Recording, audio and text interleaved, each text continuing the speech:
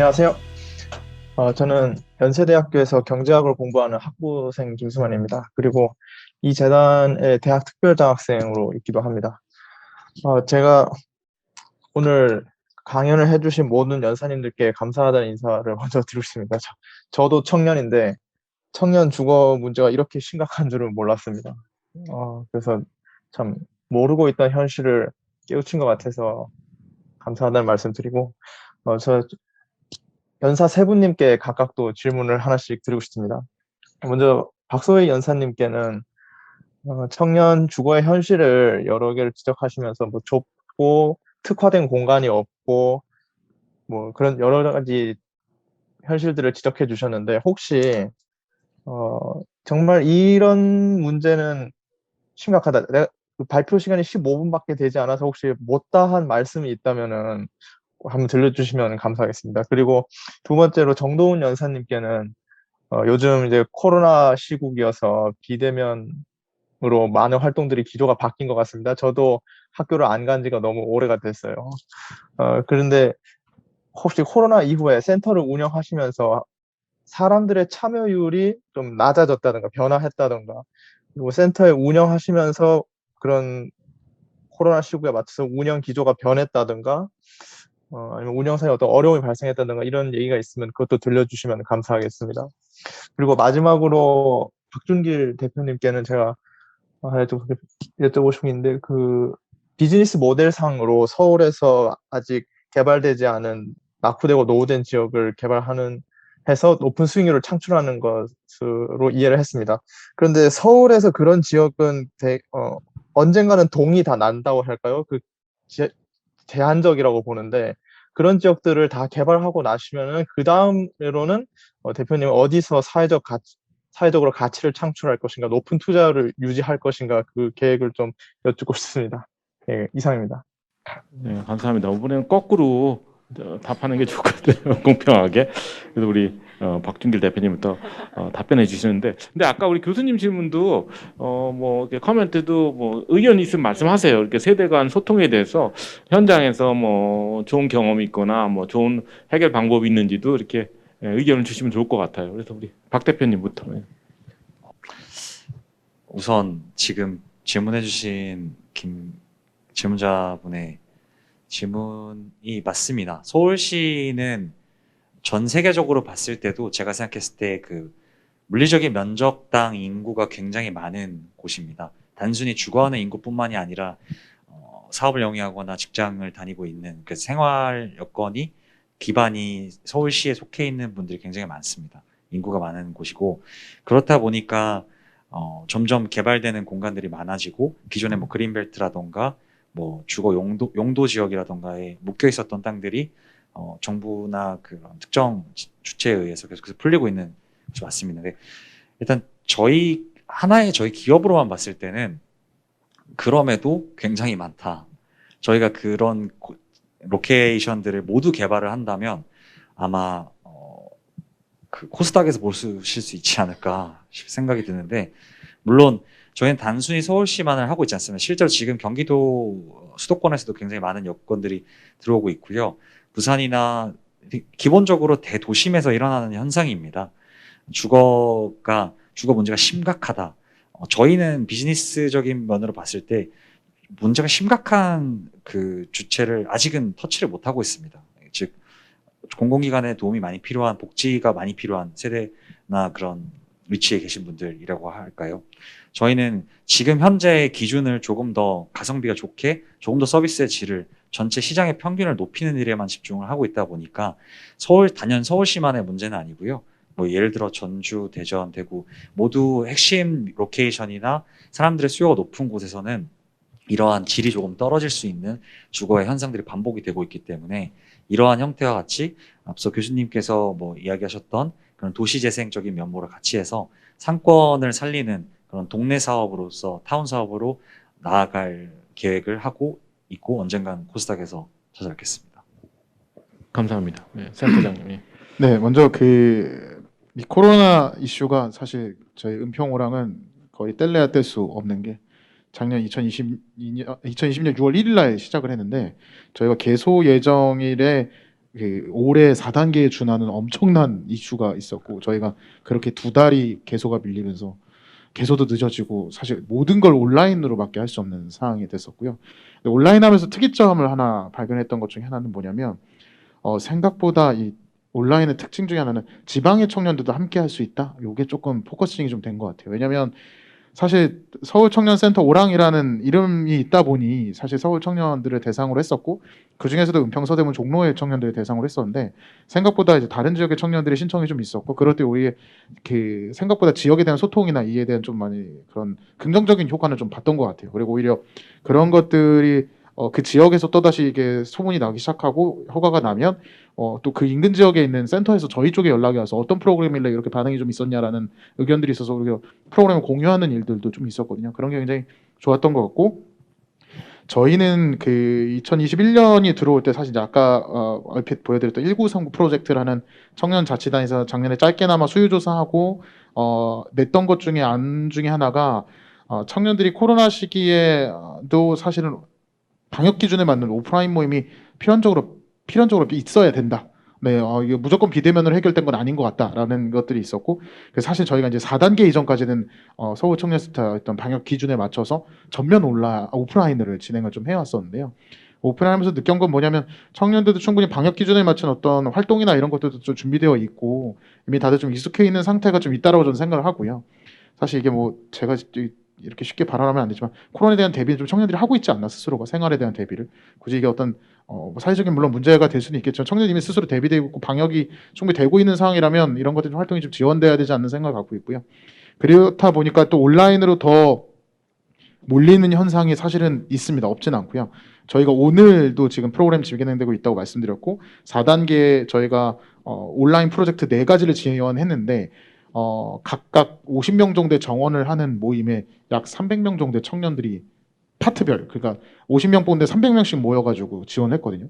그러니까 홈 트레이닝이라는 운동 프로그램에도 50명 뽑는데 한 320명 정도가 일주일 만에 지원을 했고 요리 프로그램에도 180명, 지금 마술 프로그램에도 한 90명, 이제 금요일에 진행된 목공에도 한 120명 정도 이렇게 지원이 됐는데 그만큼 청년들도 온라인에 대한 적응력도 좀 이미 갖고 있는 것 같아서 저는 사실 이게 병행이 돼야 될 필요가 있다고 생각하고요. 이후에도 사실은 요거 같이 발전돼야 되지 않을까. 사실 코로나 끝났다 해서 온라인이 사라질 건 아니기 때문에 그 온라인 오프라인을 좀 병행하면서 같이 할 수 있는 기능들을 좀 센터에서 가져야겠다라는 생각들을 갖고 있습니다.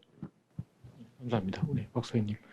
네, 저는 강연을 제 개인적인 에피소드를 공유하는 형식으로 했었는데 제가 그 강연 시간이 짧다 보니까 그 공유하지 못했던 에피소드가 있었어요. 제가 그 4가지 종류의 자취방을 거치면서 가장 충격을 먹었던 에피소드였는데 제가 쉐어하우스에 살 때 그 쉐어하우스도 중간에 업체가 있고 그 집주인과 업체가 이렇게 계약이 되어서 그 업체에서 이제 저 같은 청년들을 세입자로 받아서 이렇게 연결을 해주는 식으로 운영이 됐었는데요.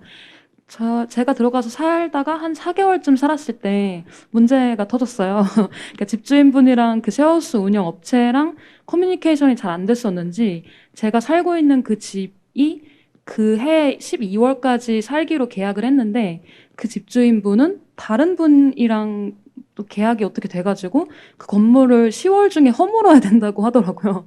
그래서 저는 하루아침에 사는 집이 공중으로 날아가는 그런 일을 겪게 된 적이 있었어요. 이게 히스토리가 좀 길다 보니까 강연에서는 소개를 못 드렸었는데 그때 좀 많이 되게 억울하고 좀 그랬던 것 같아요. 저는 그냥 세입자로서 매달 월세 내면서 이 집에서 사는 게 그냥 제가 원하는 거의 전부인데 그 어떤 이해관계에 얽혀있는 분들이 문제가 돼서 그렇게 됐던 게 조금 그랬었고 근데 불행 중 다행이라고 한다면은 그 쉐어하우스 업체도 좀 여러 지점을 갖고 있는 스타트업이었어요.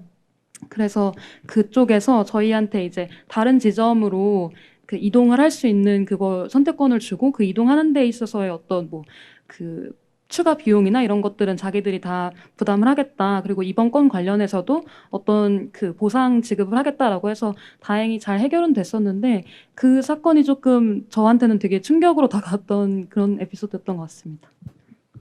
예, 감사합니다. 이게 우리가 시간이 많은 줄 알았는데 우리 벌써 마무리할 바로 전 단계에 와 있는데 우리 마무리하기 전에 우리 강연사분께 이렇게 정리할 마지막 멘탈 기회를 드려야 되겠어요. 그래서 모르겠어요. 여러분이 그냥 자유롭게 멘트하셔도 되고, 아까 세대 간 소통 차원에서 뭐 정부나 우리 사회 기성세대에게 뭐 딱 하나 이거는 꼭 해야 된다. 우리 주거나 공간 문제 해결을 위해서 그런 그 요구 사항이 있으면 그냥 과감하게 말씀해 주시고 1분 동안 이렇게 마무리해 주셨으면 좋겠습니다. 자, 우리 박소희 대표.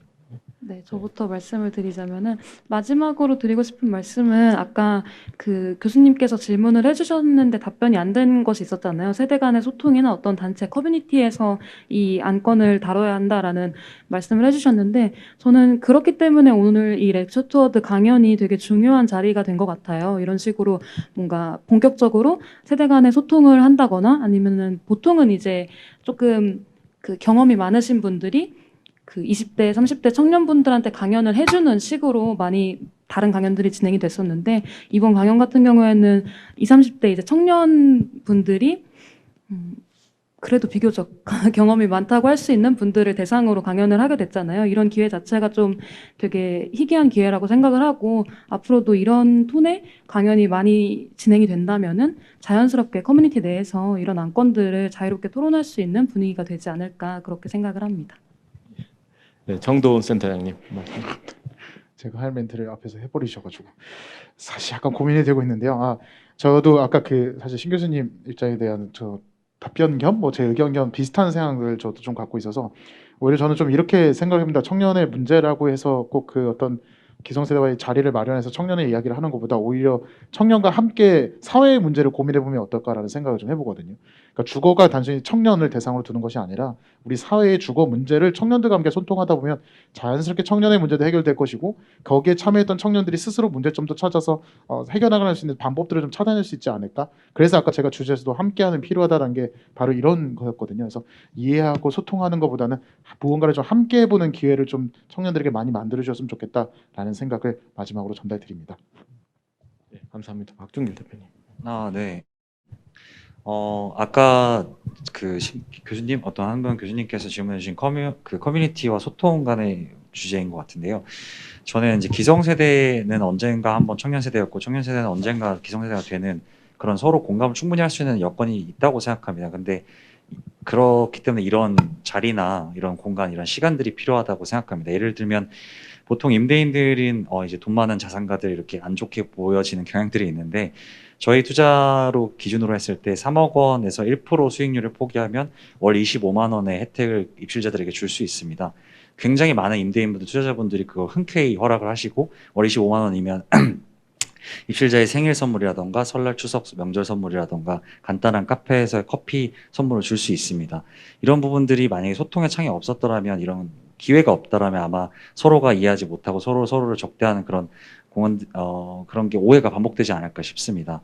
저희가 지금 하고 있는 일은 어떻게 보면 좋은 일도 하고 충분히 만족 이상의 수익을 벌어갈 수 있는 그런 여건을, 기회를 만들고자 하는 일들이다 보니까 청년들과 기성세대가 귀찮음을 이기고 좀 더 조사해보고 조금 더 노력해보고 좀 더 이해하려고 찾아보다 보면 충분히 많은 기회들이 주변에 있을 거라고 생각합니다. 감사합니다. 네, 감사합니다. 전 처음에는 그렇게 생각 안 했는데 이렇게 정리하려고 보니까 우리가 사실은 오늘은 청년들로부터 우리 기성세대가 어떤 주거난의 현실을 배우는 자리였던 것 같아요. 그래서 저희가 듣고 의견을 드린 이런 형식으로 우리가 진행한 것 같아요. 그래서 우리 청년 여러분들이 적극 참여해 주셔서 세대 간의 소통이 막 시작된 거 그렇게 생각하고요. 우리 재단에서 다음 단계로 뭐 우리 기성세대가 발표를 하든지 해서 다음 단계 좀 더 높은 구체적인 대안을 놓고 토론을 했으면 좋겠다는 생각을 했습니다. 그래서 이렇게 열띤 토론을 해주신 우리 청중 참여자들께 감사드립니다. 아쉽게도 여기서 제2회 렉처 투어드를 마무리해야 되겠는데요. 오늘 강연을 통해서 청년들이 경험하는 공간, 주거난, 우리 그들이 생각하는 원인, 그리고 그들이 생각하는 대안에 대해서 우리가 배울 수 있는 좋은 소중한 기회였다고 생각합니다. 9월 말 그리고 11월 말에 예정되어 있는 제3회 그리고 제4회 렉처 투어드에도 많은 관심을 부탁드립니다. 그럼 저는 이제 인사를 드려야 되겠는데요. 함께 해주신 청중분들 그리고 세 분의 연사 그리고 이 좋은 자리를 마련한 재단께 감사의 말씀을 드립니다. 저는 모정린 연세대학교 국제학대학원 교수였습니다. 네, 안녕히 계십시오.